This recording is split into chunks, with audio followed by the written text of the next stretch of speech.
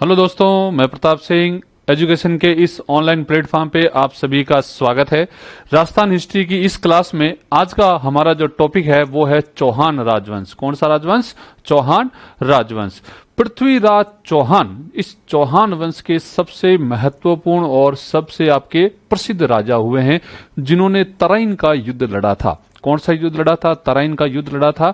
दो युद्ध हुए थे तराइन के, एक वो विजयी हुए और एक में वो पराजित हुए। और तराइन के दूसरे युद्ध में हारने के बाद ही भारत में मुस्लिम राज्य की स्थापना हुई थी। तो क्या था इस चौहान वंश का इतिहास? शुरुआत से जानेंगे अपन। तो सबसे पहले हम जो शुरुआत करेंगे वो करेंगे चौहानों की उत्पत्ति के बारे में, कि चौहानों की उत्पत्ति कैसे हुई और इनका प्रारंभिक स्थान क्या था। देखिए, चौहानों की उत्पत्ति के विषय में भी अलग अलग विद्वानों द्वारा अलग अलग मत बताए जाते हैं। और जो पहला मत दिया जाता है वो क्या है? अग्निकुंड से उत्पत्ति का सिद्धांत। और ये सिद्धांत किसने दिया है? चंद्रवरदाई ने दिया है अपने ग्रंथ पृथ्वीराज रासो में। उनके अनुसार ऋषि वशिष्ठ ने आबू पर्वत पर एक यज्ञ किया था और उस यज्ञ से 4 योद्धाओं का जन्म हुआ था, जिसमें से एक था चौहान। तो 4 योद्धा चौहान, चालुक्य, परमार, प्रतिहार और बाद में चौहान इसी के साथ एक पार्ट था। ठीक है। और एक सिद्धांत दिया जाता है आपके विदेशियों से उत्पत्ति का सिद्धांत। ये दिया है कर्नल जेम्स टॉड ने, विलियम क्रुक ने। फिर एक सिद्धांत ये कहता है कि आपके चौहान जो लोग थे वो वत्स गोत्र के ब्राह्मण थे। और ये सिद्धांत आपके बिजोलिया शिलालेख में देखने को मिलता है कि बिजोलिया शिलालेख में आपके चौहानों को वत्स गोत्रीय ब्राह्मण बताया गया है। फिर एक सिद्धांत उन्हें सूर्यवंशी बताता है, ठीक है, और एक सिद्धांत उन्हें चंद्रवंशी बताता है। तो कौन से विद्वान किस मत का समर्थन करते हैं देखते हैं। तो सबसे पहले चौहानों की उत्पत्ति।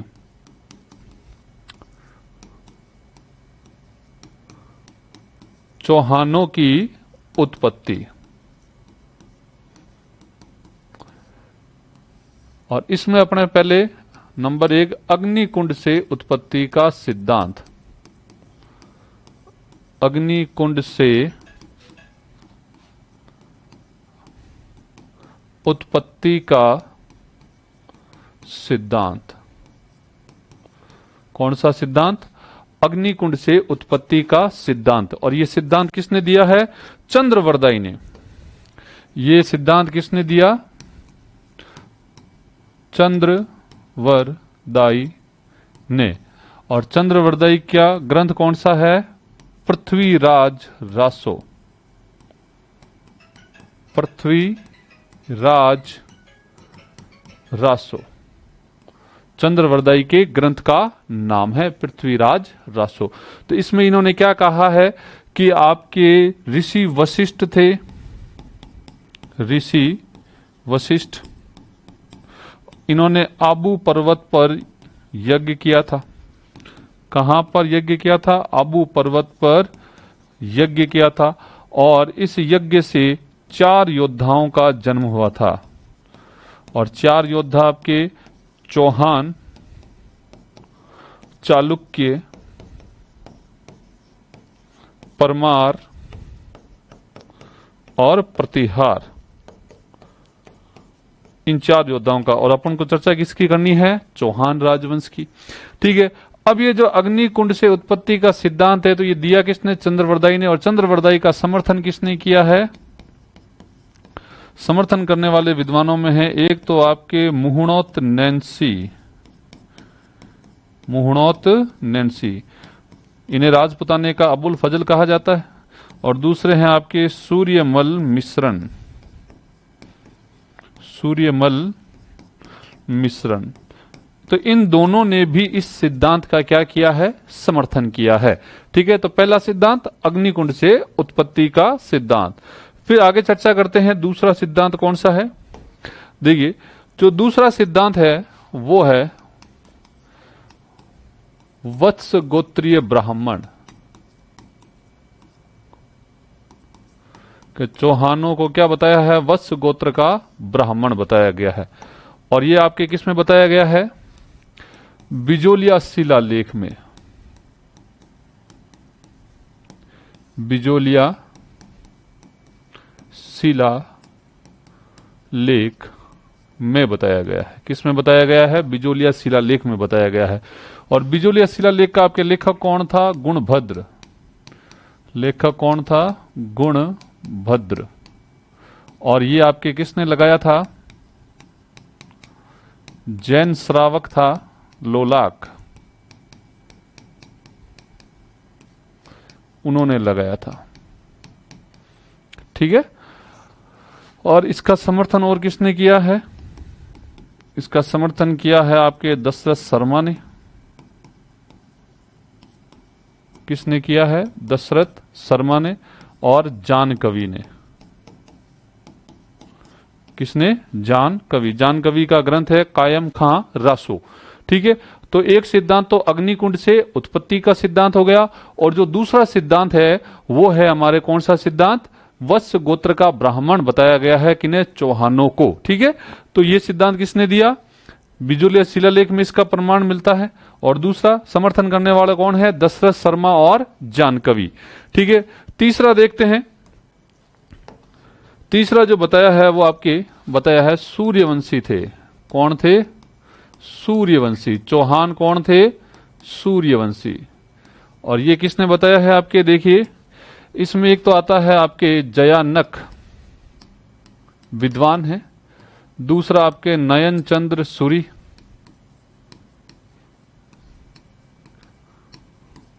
तीसरा आते हैं आपके जोधराज। चौथे हैं नरपति नाले। इन चार विद्वानों ने, और एक इनके साथ में है गौरी शंकर हीरानंद ओझा।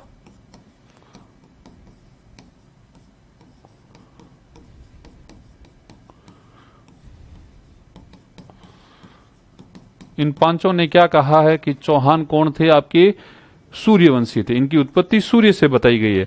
अब जयानक का ग्रंथ कौन सा है? पृथ्वीराज विजय।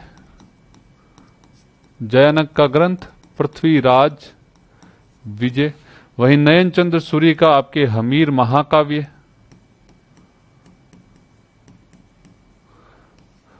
जोधराज का आपके हमीर रासो। और वहीं पर नरपति नालय का जो ग्रंथ है वो आपके बिसल देव रासो।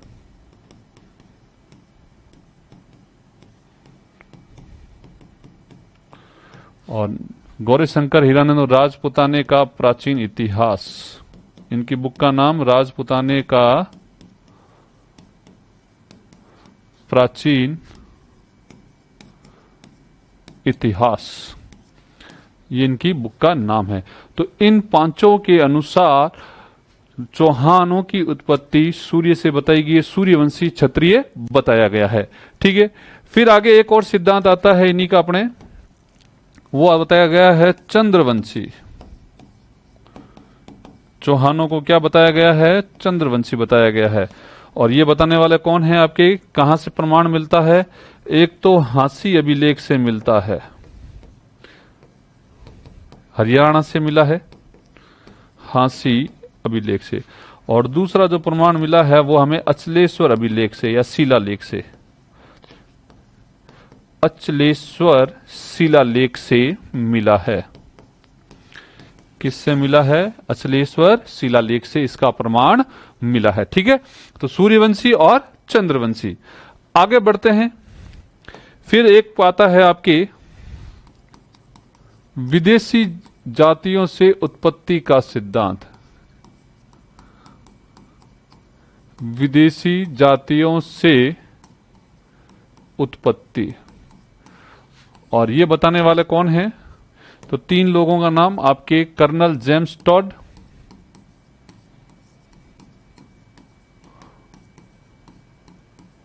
दूसरे हैं विलियम क्रुक,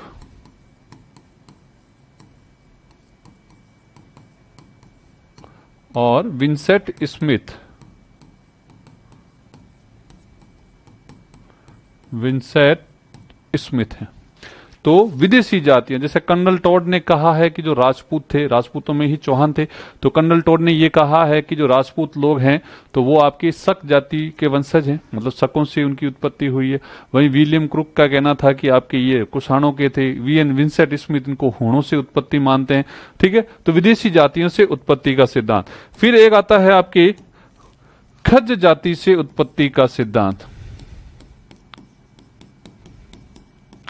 खज जाति से उत्पत्ति। और ये जो सिद्धांत दिया है ये दिया है आपके डॉक्टर भंडारकर ने। डॉक्टर भंडारकर का ये कहना है कि जब भारत में गुज्जर लोग आए तो गुज्जरों के साथ में एक जाति और आई थी जो खज थी, और उन्हीं से कहते हैं कि राजपूतों की उत्पत्ति हुई है। तो ये आपके चौहानों की उत्पत्ति से संबंधित जो प्रमुख सिद्धांत चलते हैं उनके बारे में अपन ने चर्चा की। अब बात करते हैं चौहानों के बारे में। ठीक है, तो चौहान वंश के बारे में बात करते हैं। तो पहले कुछ सामान्य बातें। तो पहला पॉइंट अपने को जो याद रखना है, चौहान प्रारंभ में प्रतिहारों के सामंत थे।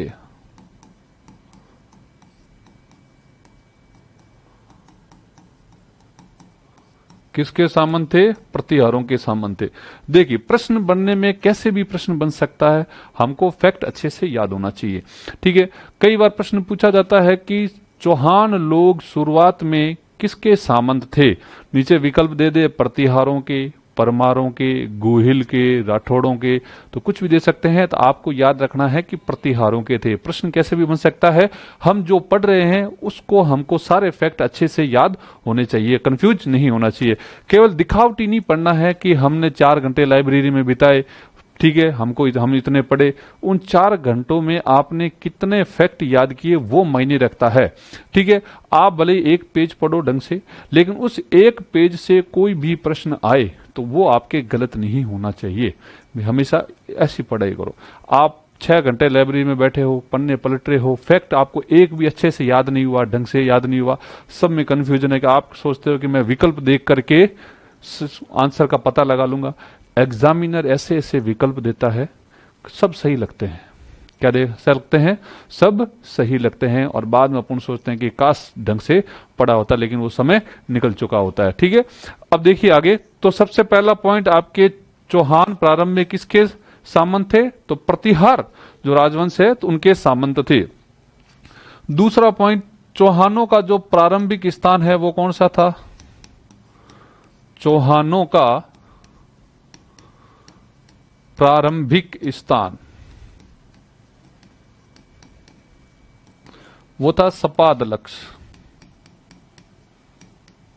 अब सपादलक्ष कौन सा एरिया आता है? सांबर जो झील है, तो सांबर झील के आसपास का जो क्षेत्र है उसको अपन बोलते हैं सपादलक्ष। ठीक है, और इसकी जो राजधानी थी वो थी अहिछत्रपुर। इसकी जो राजधानी थी वो क्या थी? अहिछत्रपुर,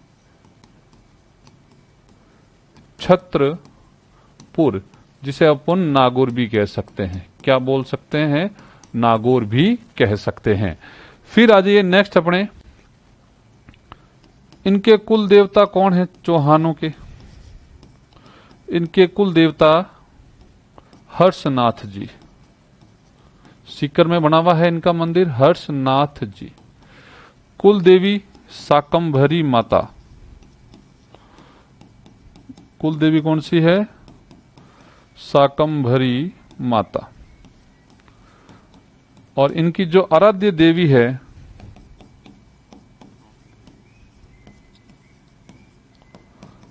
दो है, एक जीण माता और एक आशापुरा माता। आशापुरा माता।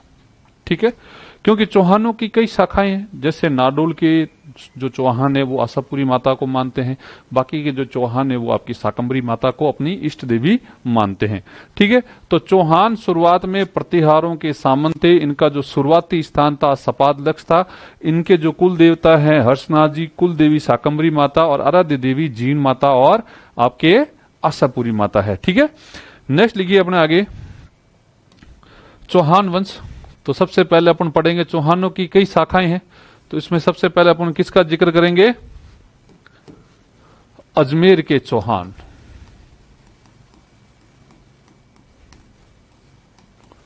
किसके चौहान? अजमेर के चौहान। अब ये जो अजमेर के चौहान हैं, इनके अन्य नाम इनको क्या क्या बोलते हैं? जैसे अजमेर के चौहानों को ही सांबर के चौहान बोलते हैं, अन्य नाम सांबर के चौहान कह लीजिए आप। सपादलक्ष के चौहान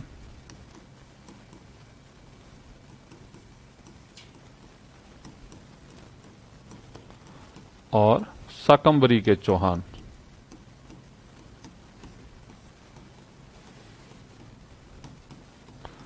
ठीक है, कंफ्यूज नहीं होना है, यही है। फिर इन वंश का संस्थापक कौन था? चौहान वंश का संस्थापक था आपके वासुदेव चौहान।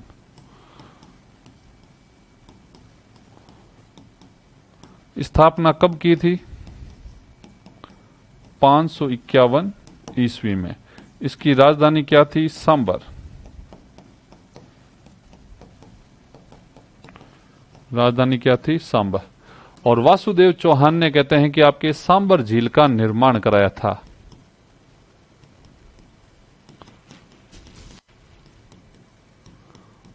सांबर झील का निर्माण करवाया। ठीक है, और इसका उल्लेख हमें जानकारी किससे मिलती है? बिजोलिया शिलालेख से मिलती है। कहां से मिलती है? बिजोलिया शिलालेख से मिलती है। ठीक है, तो अजमेर के चौहानों को ही अपन आपके सांबर के चौहान, सपादलक्ष के चौहान या शाकंभरी के चौहान बोलते हैं। ठीक है, और इनका जो संस्थापक है वो है आपके वासुदेव चौहान, जिन्होंने 551 ईस्वी में इस वंश की स्थापना की थी और सांबर को अपनी राजधानी बनाया था।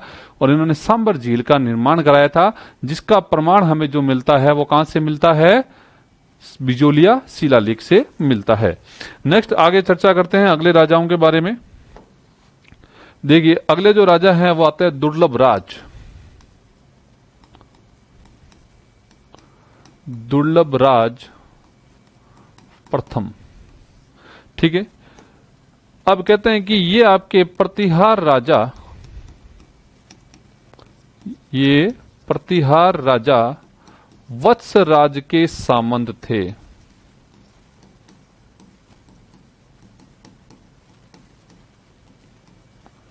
प्रतिहार राजा वत्स राज के सामंत थे। ठीक है, फिर एक पॉइंट और इनके बारे में जो याद रखना है आपको, दुर्लभ राज के बारे में क्या याद रखना है? इन्होंने त्रिकोणीय संघर्ष में भाग लिया था।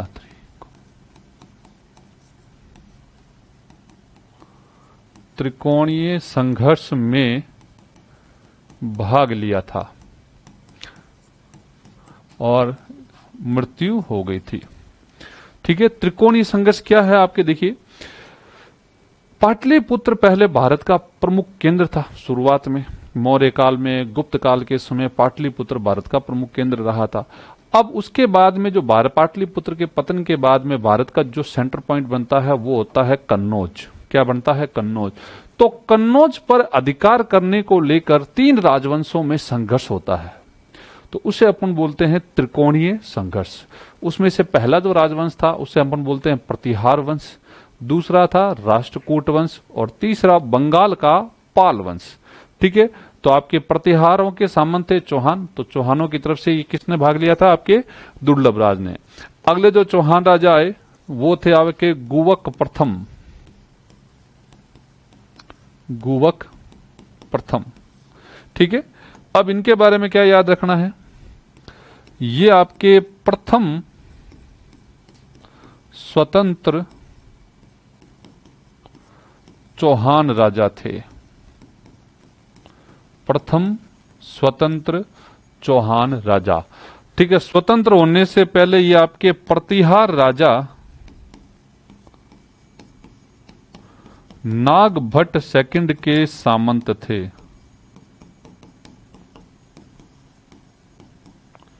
किसके सामंत थे? नागभट्ट द्वितीय के सामंत थे। इन्होंने आपके हर्षनाथ मंदिर का निर्माण कराया था।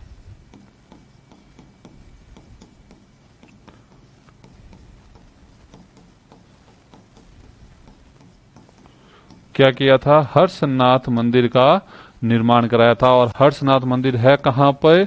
सीकर पे है। और इस मंदिर में आपके वासुदेव से लेकर सिंहराज तक चौहान वंशावली मिलती है। कौन सी वंशावली मिलती है? चौहान वंशावली मिलती है। तो दुर्लभ राज गुवक प्रथम। आगे बढ़ते हैं अगले राजा के बारे में। अगले जो राजा आते हैं महत्वपूर्ण आपके चंदन राज चौहान। चंदन राज चौहान, ठीक है। कौन? चंदन राज चौहान। अब इन्होंने कहते हैं कि इन्होंने दिल्ली के तोमर राजा रुद्र को पराजित किया था। किसको पराजित किया था? दिल्ली के तोमर राजा रुद्र को पराजित किया था।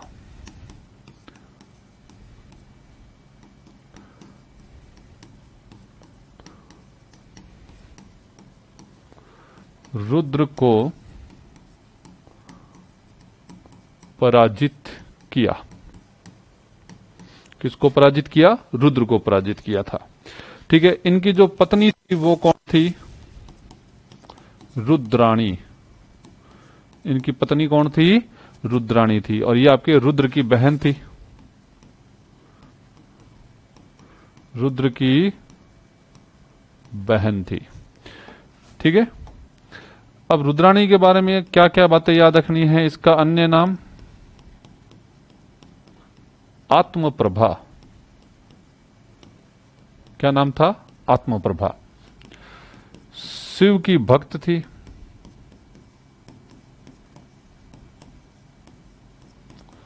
और योग क्रिया में निपुण थी। किसमें?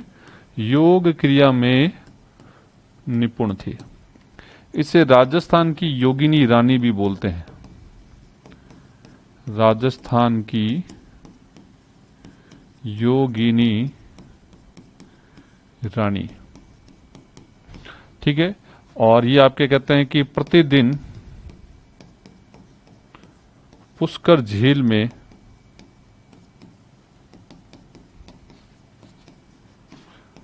1000 दीपक जलाती थी।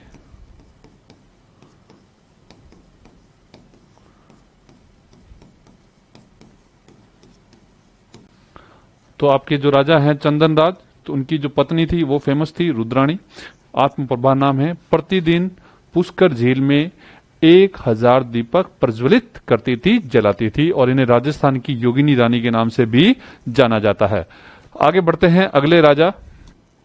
अगले जो राजा हैं वो हैं वाकपति राज फर्स्ट। वाकपति राज प्रथम, ठीक है। इनके बारे में क्या बात याद रखनी है? प्रथम चौहान राजा।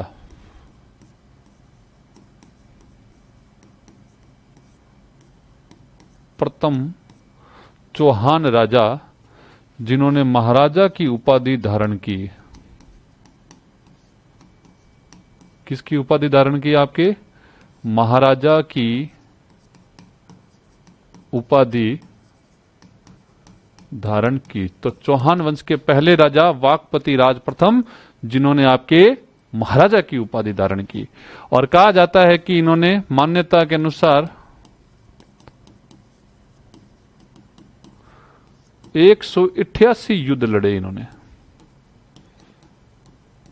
ठीक है। फिर नेक्स्ट आता है हमारे अगले राजा विग्रहराज द्वितीय। विग्रहराज सेकेंड। चौहान वंश के प्रथम प्रतापी राजा।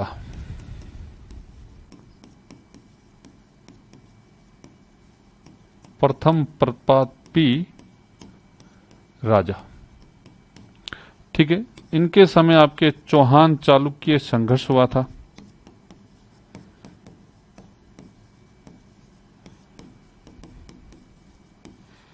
क्या हुआ था? चौहान चालुक्य संघर्ष। इन्होंने चालुक्य राजा मूल राज प्रथम को पराजित किया था। मूल राज प्रथम को हराया था। क्या किया था? हराया था। इसके अलावा आशापुरी माता का मंदिर बनाया था। आशापुरी माता मंदिर का निर्माण करवाया था। इन्होंने क्या करवाया था? निर्माण करवाया था। और कहां पर कराया था? ये गुजरात में करवाया था, बड़ोच गुजरात में। तो चौहान चालुक्यों का संघर्ष काफी प्रसिद्ध रहा है। तो इसकी जो शुरुआत अपन कह सकते हैं कि कहां से रही थी? विग्रहराज द्वितीय से रही थी। ठीक है, आगे बढ़ते हैं। अगला जो राजा है महत्वपूर्ण देखते हैं, वो है आपके वाकपति द्वितीय।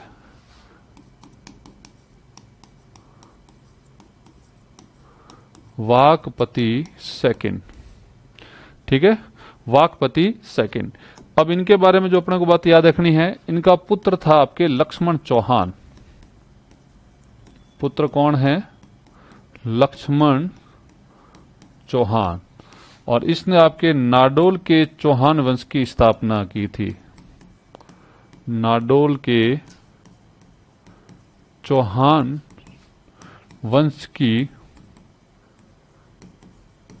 स्थापना की थी। किसकी स्थापना की थी? नाडोल के चौहान वंश की स्थापना की थी। फिर आइए नेक्स्ट राजा देखते हैं अपने, वो आते हैं पृथ्वीराज प्रथम। कौन आते हैं? पृथ्वीराज प्रथम। अब इनकी जो उपाधि थी,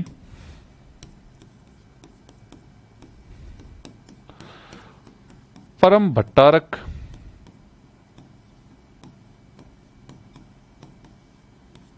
महाराजा धीराज,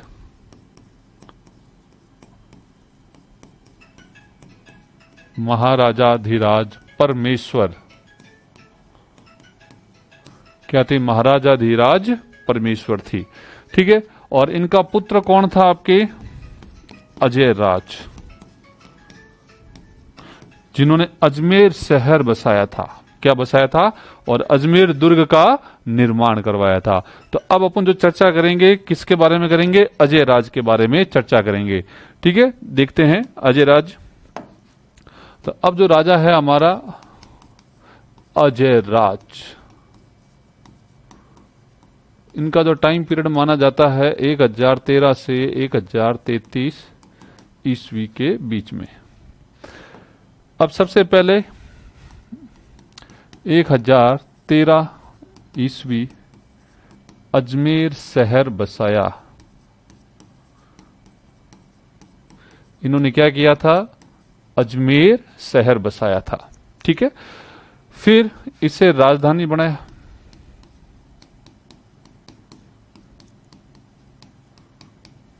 क्या बनाया? राजधानी बनाया। और यहां पर आपके अजय मेरू दुर्ग का निर्माण कराया। अजमेर आपके राजपुताना की कुंजी कहलाता है। ठीक है, अजमेरू दुर्ग। बाद में पृथ्वीराज सिसोदिया हुए थे, मेवाड़ के राजकुमार, राजा नहीं हुए थे, राजकुमार राणा सांगा के बड़े भाई थे। उन्होंने अपनी पत्नी ताराबाई के नाम पर इसका नाम क्या कर दिया था? तारागढ़ कर दिया था। तो अजमेरू दुर्ग, इसे गढ़ बीटली का किला भी बोलते हैं, क्योंकि गढ़ बीटली की पहाड़ी पर बना हुआ है इसलिए। ठीक है, तो अजमेरू दुर्ग का इन्होंने क्या किया था? निर्माण कराया था। बात करते हैं इसके आगे, इन्होंने सिक्के कौन कौन से थे, इनके सिक्कों के बारे में। तो इन्होंने श्री अजय देव नाम से सिक्के चलाए थे।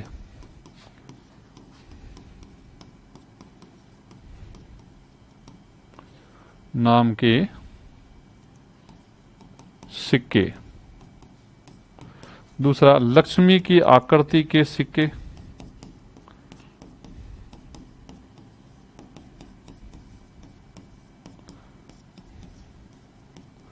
कौन से सिक्के? लक्ष्मी की आकृति के सिक्के। और पत्नी सोमलेखा, रोमलेखा नहीं है, सोमलेखा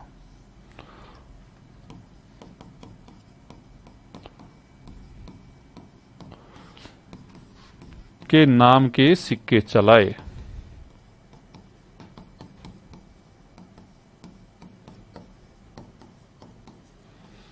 ठीक है, फिर तीसरा, मालवा के राजा थे इनके समय, परमार वंश के थे।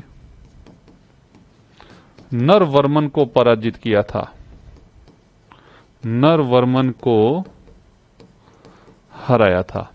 ठीक है, इनके समय आपके दिगंबर और श्वेतांबर के बीच में शास्त्रार्थ दंगल हुआ था। क्या हुआ था? डिबेट, शास्त्रार्थ दंगल। और इस दंगल की अध्यक्षता जो की थी वो आपके अजय राज ने की थी। अध्यक्षता किसने की थी? अजय राज ने की थी। तो दिगंबर और श्वेतांबर आपके जैन धर्म के दो संप्रदाय हैं। जैन धर्म दो भागों में बट गया था, दिगंबर और श्वेतांबर। दिगंबर जो है वो नग्न रहते हैं, वो रूढ़िवादी लोग थे। समय आपके वो कहते हैं ना कि नियमों में किसी भी प्रकार का परिवर्तन नहीं करना चाहते थे। उनका ये कहना था कि महावीर स्वामी के समय जैसा जैन धर्म था वैसा का वैसे नियम फॉलो करते रहिए। जबकि श्वेतांबर लोगों का ये कहना था कि समय के साथ साथ में नियमों में कुछ परिवर्तन करना चाहिए, कुछ नियमों को, जो कठोर नियम है उनको थोड़ा नरम बनाना चाहिए। तो उनको लेकर डिबेट हुआ। ठीक है, तो श्वेतांबर और दिगंबर, और इसी चीज को लेकर के जैन धर्म दो भागों में बट गया था। श्वेतांबर है जो सफेद वस्त्र धारण करते हैं, जबकि दिगंबर जो है वो नग्न रहते हैं। ठीक है, और इनके बीच में एक डिबेट हुई थी, तो उसकी अध्यक्षता किसने की थी? आपके अजय राज ने की थी। ठीक है, और इन्होंने मालवा के परमार राजा नरवर्मन को पराजित किया था और अपनी पत्नी सोमलेखा के नाम के सिक्के चलाए थे। ठीक है, अब देखिए कि इन्होंने क्या किया कि जीवन के अंतिम काल में सिंहासन को अपने पुत्र के लिए छोड़ दिया। क्या कर दिया? इनके पुत्र थे अणुराज। कौन थे? अणुराज। अणुराज को राजपाट संभाल दिया और खुद आपके पुष्कर में तपस्या करते हुए ये स्वर्ग सिधार गए। क्या कर गए? स्वर्ग सिधार गए। ठीक है, नेक्स्ट लिखते हैं इनके जो पुत्र हैं वो आपके अणुराज।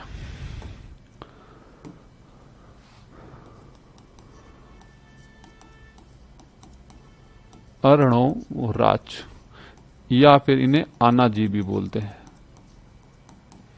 और इनका जो टाइम पीरियड है 1133 से 1155 ईस्वी। ठीक है, अब देखिए इन्होंने क्या किया, अन्ना सागर झील का निर्माण कराया। अन्ना सागर या आना सागर, अजमेर में अन्ना सागर झील कहाँ है? अजमेर। इसका निर्माण कराया था। अब ये जो झील है ना, तो ये झील कहते हैं कि नाग पहाड़ और अजमेर दुर्ग के बीच में बनाई गई थी। कहां बनाई गई थी? नाग पहाड़, जहां से अपन लूनी नदी का उद्गम स्थल मानते हैं, तो वहां से उसके, और अजमेर का जो किला बना हुआ है बीठली की पहाड़ी पर, तो उन दोनों के बीच में इस अन्ना सागर झील का निर्माण इन्होंने कराया था। और कहा जाता है कि तुर्कों से संघर्ष के कारण जो जमीन पर खून था, उस खून को साफ करने के लिए, तो उस तुर्कों के संहार के बाद में खूनी जमीन को साफ करने के लिए इस झील का निर्माण इन्होंने करवाया था। ठीक है, और इसी झील के किनारे पर आपके दौलत बाग है। क्या है? दौलत बाग। और इस दौलत बाग का निर्माण किसने कराया था? कहते हैं कि जहांगीर ने कराया था। किसने कराया था? जहांगीर ने कराया था। इसे वर्तमान में बोलते हैं सुभाष उद्यान बोलते हैं। क्या बोलते हैं? सुभाष उद्यान कहते हैं।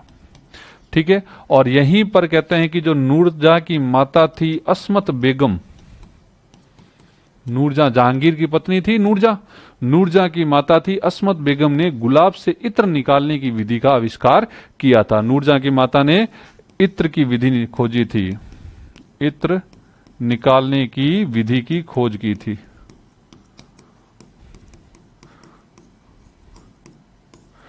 ठीक है, इत्र निकालने की विधि को खोजा था नूरजहां की माता अस्मत बेगम ने। नूरजहां आपके जहांगीर की पत्नी थी, जिसका असली नाम था मेहरुनिसा बेगम।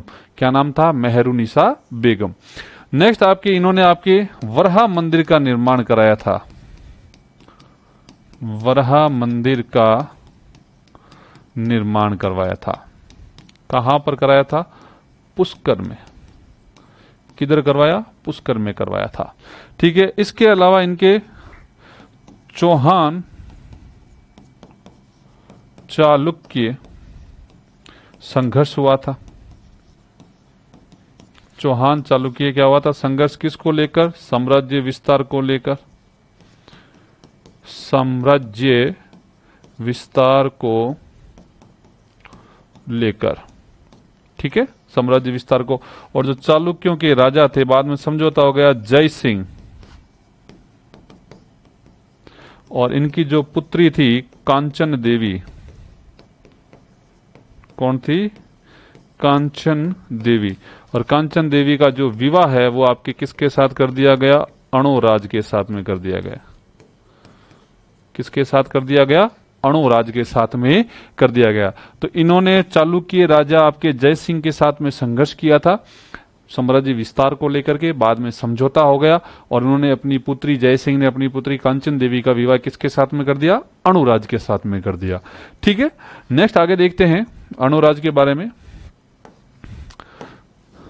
अणुराज के कहते हैं कि 4 पुत्र थे। अणुराज के कितने पुत्र थे? 4 पुत्र। पहला जगदेव, दूसरा विग्रहराज, जिसे अपन बोलते हैं चतुर्थ। फिर आता है अपार गांगेय, और फिर चौथे नंबर पर आते हैं सोमेश्वर। कौन आते हैं? सोमेश्वर आते हैं। जगदेव ने पिता अणुराज की हत्या की थी।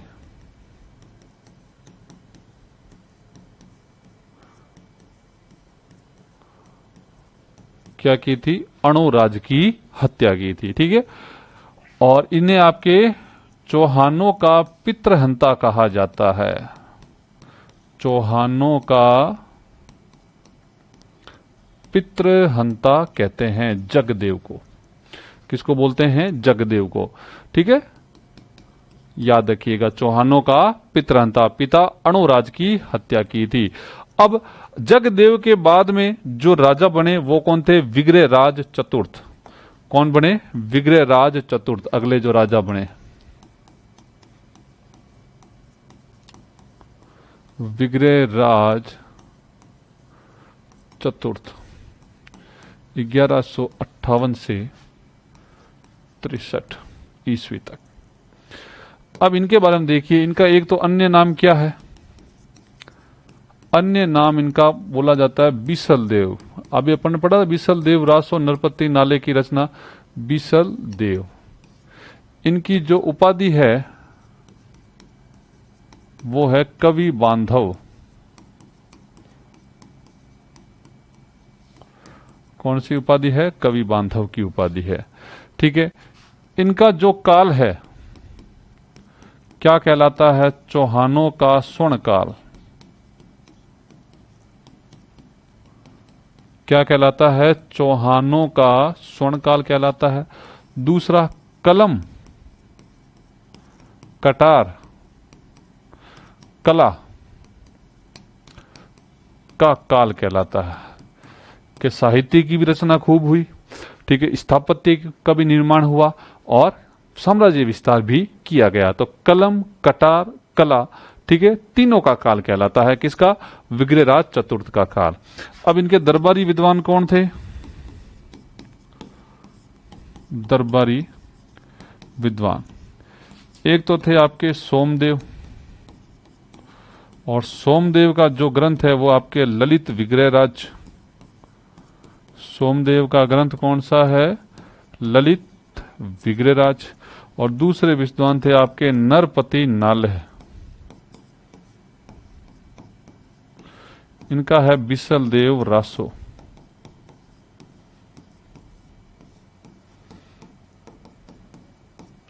बिसल देव रासो। अब आपके विग्रहराज ने खुद ने एक ग्रंथ लिखा था, विग्रहराज का ग्रंथ। विग्रहराज का ग्रंथ वो है आपके हरि केली। संस्कृत नाटक है आपके हरि केली।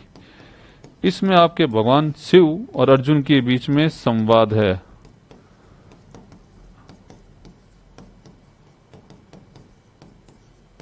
ठीक है, अर्जुन और शिव के बीच में संवाद है। तो पांडवों की आपके 12 वर्ष के वनवास के समय कहता ना, अर्जुन ने शिक्षा दीक्षा प्राप्त करने के लिए इधर उधर भटके थे, तो बाद में शिव भगवान उनको मिले थे, उनकी परीक्षा लेने के लिए, तो उनके बीच में जो संवाद हुआ था तो उसको हरिकेली नाटक के रूप में बताया गया है। ठीक है, तो विग्रह राज चतुर्थ का जो नाटक है, खुद भी विद्वान थे उच्च कोटि के, तो उन्होंने हरिकेली नाटक लिखा था।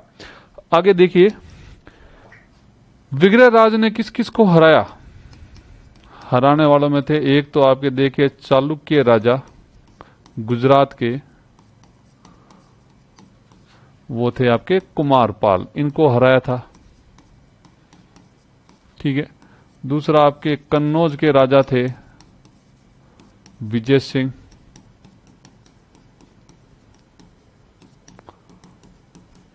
और तीसरे आपके दिल्ली के तंवर तोमर, इनको पराजित किया था, तंवर तोमर को हराया था। फिर इन्होंने आपके अजमेर में अढ़ाई दिन का अढ़ाई दिन का क्या, अजमेर में आपके संस्कृत कंठाभरण पाठशाला का निर्माण कराया था।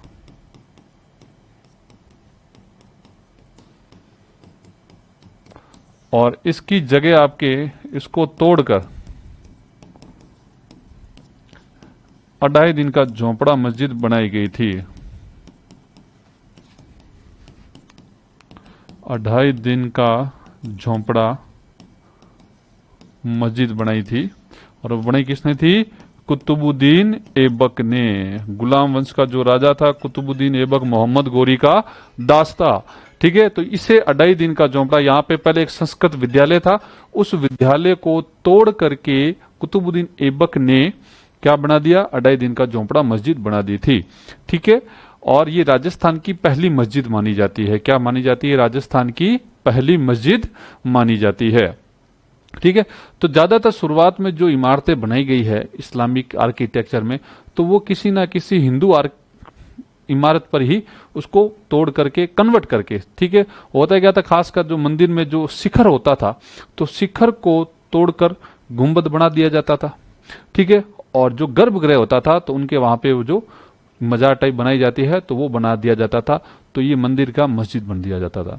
ठीक है, तो शुरुआत में आपकी जितनी भी जो शुरुआती जो राजा थे तो उन्होंने जो मस्जिदें बनाई हिंदू स्थापत्य पर ही बनाई थी। ठीक है, इसीलिए कहते हैं कि जो अढ़ाई दिन का झोंपड़ा मस्जिद है, तो इस मस्जिद की दीवारों पर संस्कृत नाटक हरिकेली की पंक्तियां लिखी हुई है। क्या लिखी हुई है? संस्कृत नाटक हरिकेली की पंक्तियां लिखी हुई है। वजह मैंने आपको बताया, क्योंकि वो जो आर्किटेक्चर का जो ढांचा था तो उसमें दो ही चेंजेस, मेजर चेंजेस किए जाते थे।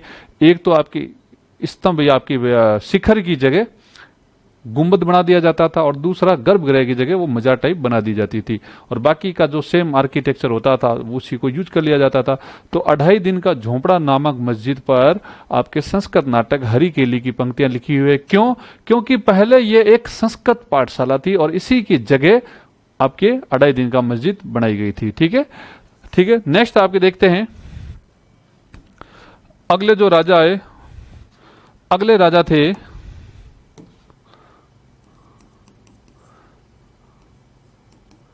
अपार गांगेय।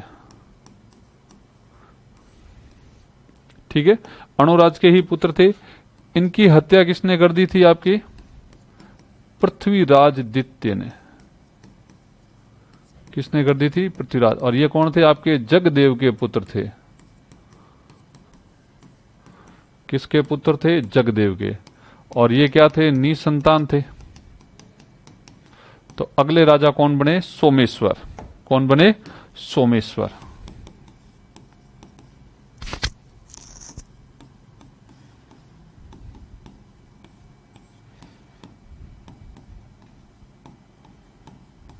इनका टाइम पीरियड। पिता कौन थे इनके? अणोराज। पिता कौन थे? अणोराज थे। और इनकी पत्नी कौन थी? कर्पूरी देवी।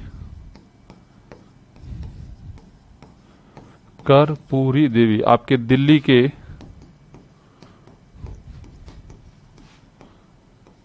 अनंगपाल तोमर की पुत्री।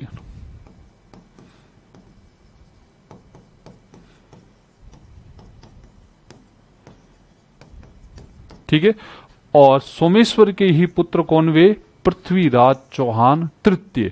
ठीक है, इस वंश के सबसे ताकतवर, सबसे महत्वपूर्ण राजा पृथ्वीराज चौहान तृतीय के नाम से जाना जाता है। ठीक है, तो अगले जो राजा हैं वो अपने हेडिंग डालिए, पृथ्वीराज तृतीय। पृथ्वीराज थर्ड।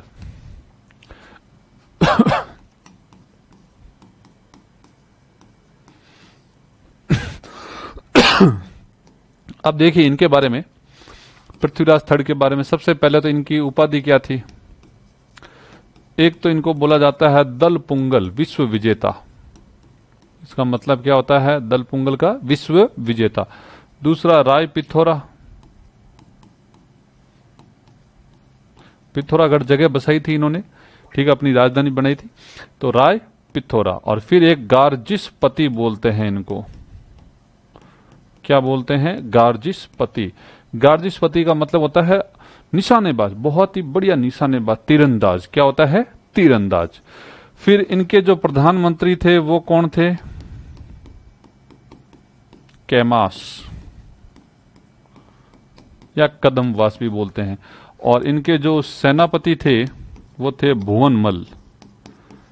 सेनापति कौन थे? भुवनमल। और एक बार इनका घोड़ा भी पूछा जाता है कि पृथ्वीराज के घोड़े का क्या नाम था, तो नाट्य रंभा। इनके घोड़े का नाम क्या था? नाट्य रंभा। और कहते हैं कि ये 11 वर्ष की आयु में राजा बने।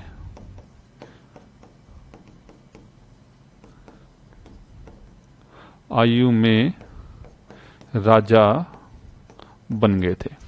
कितने वर्ष की उम्र में? 11 वर्ष की उम्र में राजा बन गए थे। अब देखिए कि इन्होंने क्या क्या किया। तो राजा बनने के बाद में इन्होंने गुड़गांव का युद्ध लड़ा।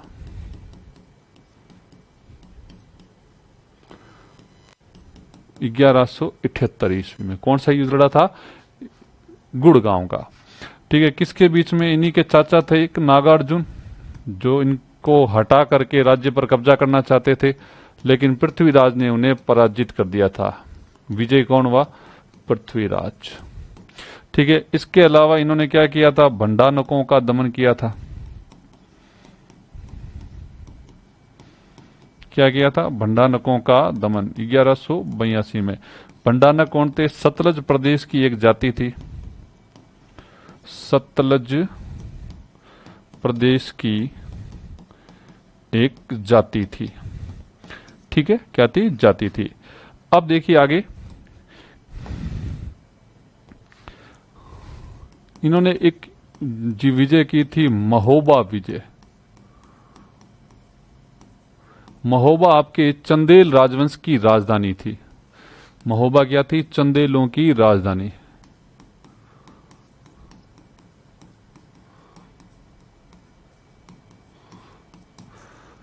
कौन सा युद्ध लड़ा गया? तुमुल का युद्ध। तुमुल का युद्ध 1182 में। किसके बीच में? चंदेल राजा परमदी देव वर्सेस पृथ्वीराज। और जीता कौन? पृथ्वीराज। इस युद्ध में कहते हैं कि चंदेल राजा जो था परमदी देव, इसके 2 सेनापति वीर गति को प्राप्त हुए थे। बहुत ही फेमस सेनापति थे आपके, बहुत ही वीर सेनापति। 2 सेनापति वीर गति को प्राप्त हुए थे। आला उद्दल, दोनों भाई थे। और चंदेल क्षेत्र में, आपके महोबा क्षेत्र में, इन दोनों की कई कहानियां प्रचलित है, वीर गाथाएं इनकी प्रचलित है। तो दोनों ही पृथ्वीराज चौहान के खिलाफ कहते हैं कि लड़ते हुए वीर गति को प्राप्त हुए थे। तो आला और उद्दल ये आपके परमदी देव के 2 सेनापति थे, जो तुमुल के युद्ध में पृथ्वीराज चौहान के खिलाफ लड़ते हुए मारे गए थे। ठीक है, फिर आगे देखिए कि एक और था इनका, चालुक्य राजा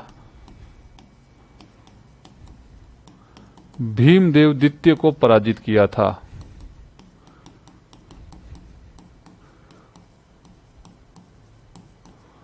किसको पराजित किया था?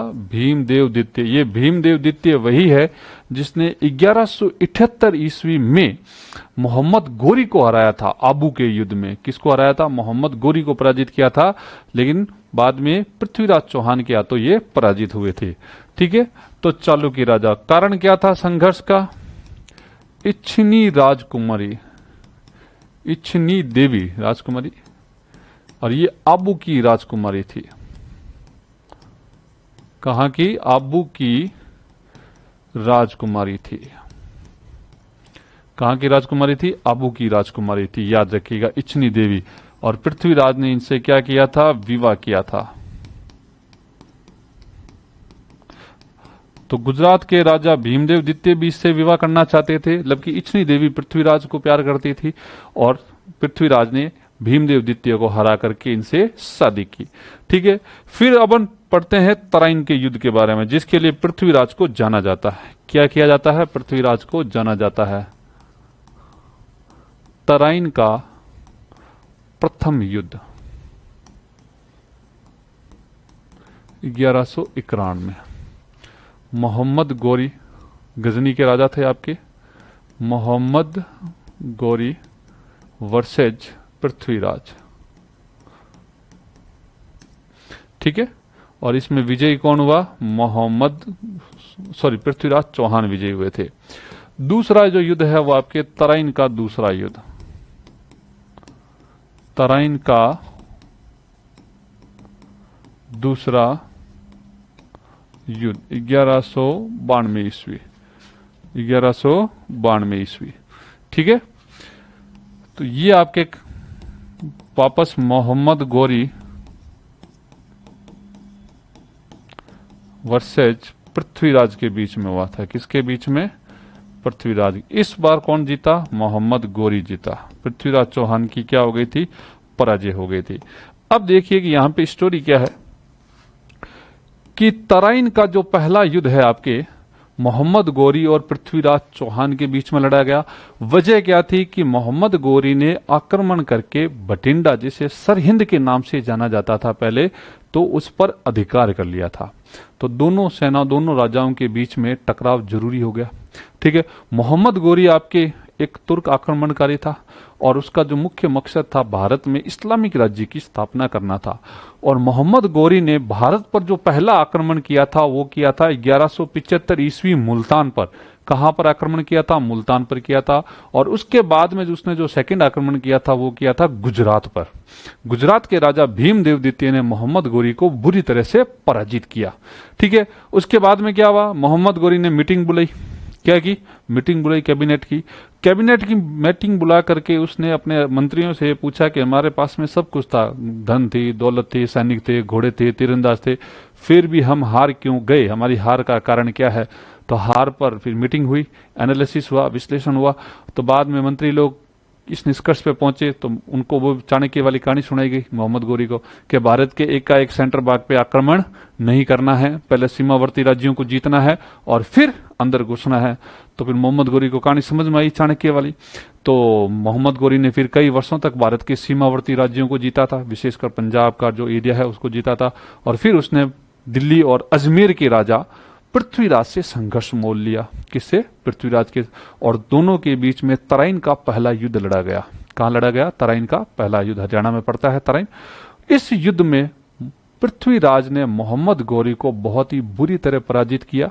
ठीक है, और मोहम्मद गोरी को जान बचा करके वहां से भागना पड़ा। लेकिन पृथ्वीराज ने भागती हुई सेना का पीछा नहीं किया, ये उसकी एक भूल मानी जाती है। ठीक है, लेकिन मोहम्मद गोरी बुरी तरह पराजित हुआ था।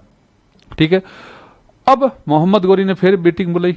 ठीक है, और कहा भाई, मोहम्मद गोरी ने मीटिंग, तो पता चला कि भाई मोहम्मद गोरी ने कहा कि भाई हार नहीं मानी मोहम्मद गोरी ने कसम खाई, कसम गंगा मैया की, कि जब तक मैं पृथ्वीराज को हरा नहीं देता तब तक मैं चैन से नहीं बैठूंगा। मोहम्मद गोरी वापस अपने देश गजनी चला गया और वहां पे जाके उसने जिम ज्वाइन कर ली। ठीक है, कि अगली बार लौटूंगा तो 6 पैक बना के लौटूंगा, बॉडी बिल्डर बाहुबली बन के लौटूंगा और पृथ्वीराज को इस युद्ध में हरा दूंगा। ठीक है, और दूसरी तरफ पृथ्वीराज चौहान था, तो पृथ्वीराज चौहान जीत के खुशी में अपने आनंद में व्यस्त रहने लगा। और तभी उसने फिर उसकी जो एक रिक्वेस्ट भेजी, फ्रेंड रिक्वेस्ट उसने संयोगिता को। किसको भेजी? संयोगिता को भेजी या उसके पास में आई। मैं ये मान लो कि आज के जमाने की बात करें तो भाई फेसबुक पे उसके रिक्वेस्ट आई, किसकी? संयोगिता की। और संयोगिता कौन थी आपकी?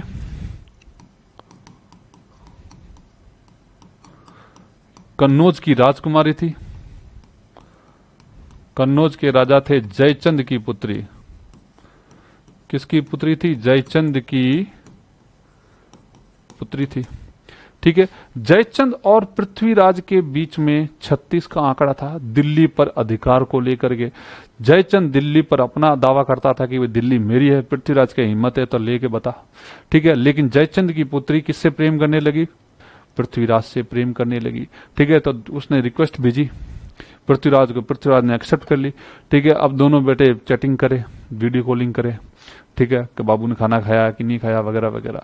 एक दिन कहते हैं कि संयोगिता चैटिंग कर रही थी ऑनलाइन, वीडियो कॉलिंग, तो उसके पापा ने देख लिया। तो पापा ने गुस्सा किया कि भाई तूने मेरे को तो बोला कि मैं ऑनलाइन क्लास ले रही हूँ, तो यहाँ पे वीडियो कॉलिंग कर रही है, और वे भी मेरे घोर शत्रु पृथ्वीराज चौहान के साथ में। फिर क्या होता है कि देखो, राजा हो रानी हो, लड़का हो लड़की हो, राजकुमारी राजकुमार, जब माता पिता को पुत्र के या पुत्री के प्रेम के बारे में पता चलता है हमारे इंडियन सोसाइटी में, तो सबसे पहले उसकी धुलाई होती है, बढ़िया वाली। क्या होती है? धुलाई की जाती है। तो संयोगिता को भी उसके पिता ने धोया होगा उस समय। ठीक है। पकड़ के नील जमाए होंगे शरीर पे।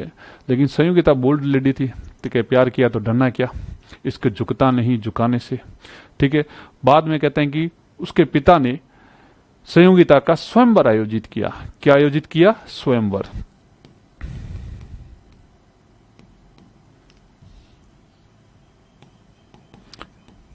हिंदुस्तान के तमाम राजाओं को इसमें बुलाया गया, लेकिन पृथ्वीराज चौहान को नहीं बुलाया गया। पृथ्वीराज चौहान की एक मूर्ति बना करके दरवाजे के पास में खड़ी कर दी, उसका अपमान करने के लिए कि ये एक क्या है? चौकीदार है, गेटमैन है, दरबारी है। दरबान बोलते हैं ना, गेट के पास में खड़ा रहता है, तो वो है। ठीक है। लेकिन कहते हैं कि संयोगिता ने जाकर के मूर्ति के गले में माला पहना दी कि प्यार किया तो डरना क्या। तभी कहते हैं कि फिल्मी हीरो की तरह पृथ्वीराज चौहान वहां पहुंचा और संयोगिता को लेकर के वहां से चला गया। तो दोनों ने शादी कर ली और अपना जीवन जीने लगे। इसी बीच मोहम्मद गौरी की जिम पूरी हो गई और वो अपने सेना लेकर के कहां पहुंच गया? वापस तराइन के मैदान में पहुंच गया। पृथ्वीराज को सूचना मिली तो पृथ्वीराज भी अपनी सेना लेकर के कहां पहुंच गया? तराइन के मैदान में पहुंच गया।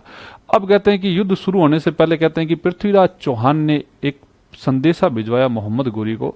उसमें यह लिखा था कि भाई मोहम्मद गौरी, तू आ तो गया सिक्स पैक बना करके, लेकिन जिम की बॉडी और देसी घी की बॉडी में बहुत फर्क है।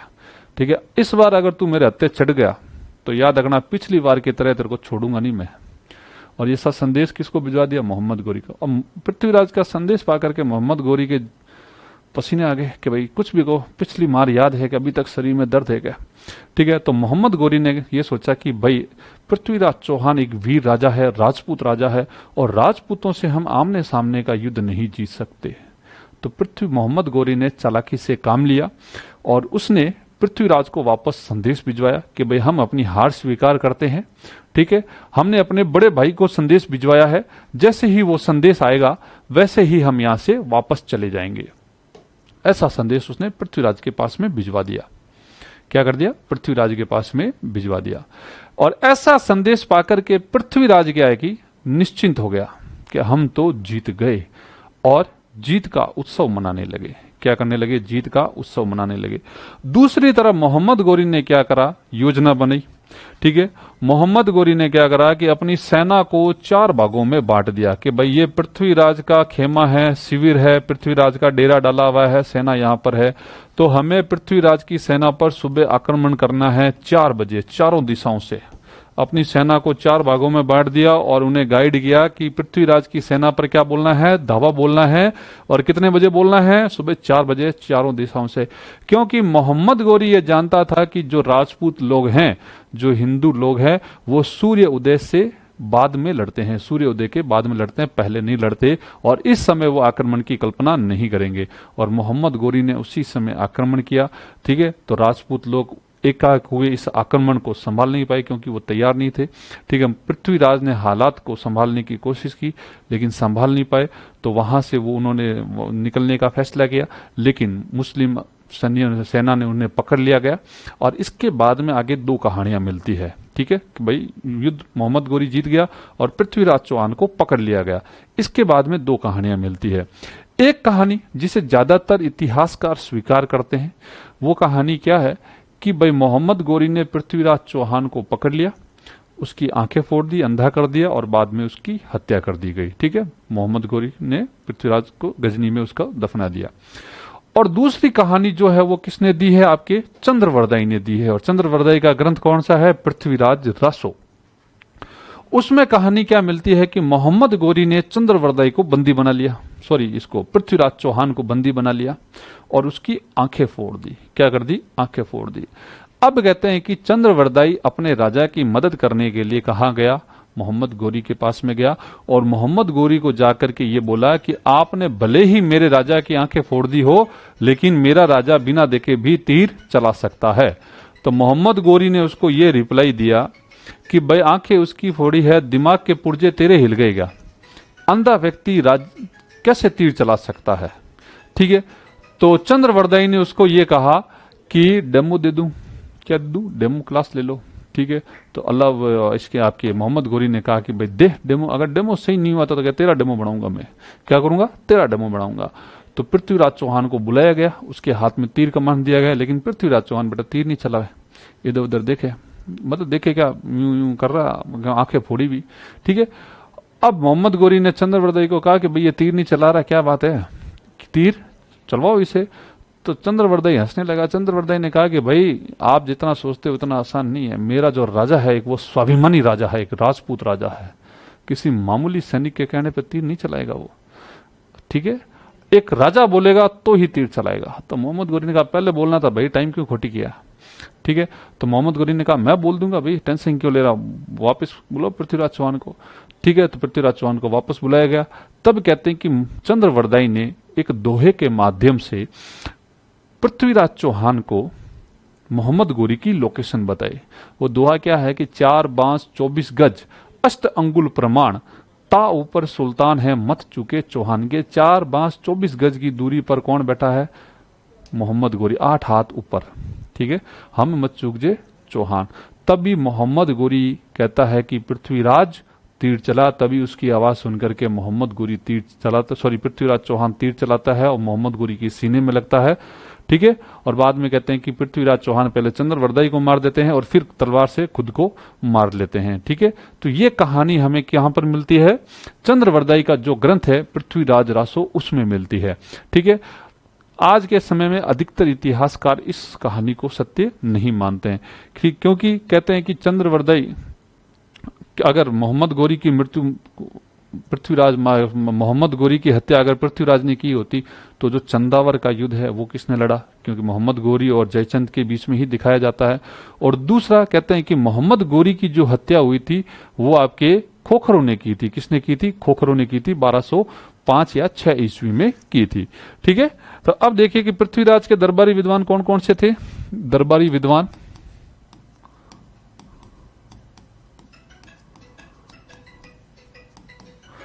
विद्वानों में देखिए, एक तो आपके चंद्रवरदाई, जिनकी रचना है आपके पृथ्वीराज रासो।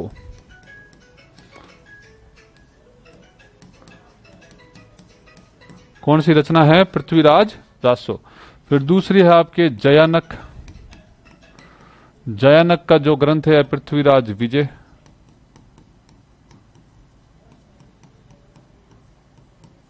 ठीक है, इसके अलावा आपके वागीश्वर, विश्वरूप, विद्यापति गौड़ और आसाधर।